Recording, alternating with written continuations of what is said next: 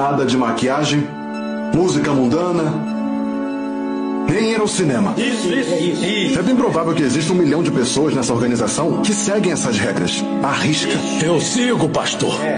Eu sei que segue, Zacarias. Eu sei que segue.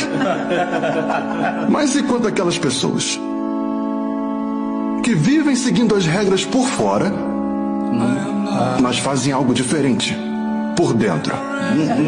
Por exemplo, alguém que não ousaria tocar uma garrafa de uísque e ainda assim anda embriagado com seu próprio orgulho. Deus olha para o coração. Alguém que nem pensaria em acender um único cigarro. Mas seu coração está queimando em ciúmes. Isso. Olha, porque Deus, Ele sabe como identificar um falso. E se não contarmos a Ele todos os dias como falhamos e precisamos da sua ajuda, então os nossos corações vão se desviar.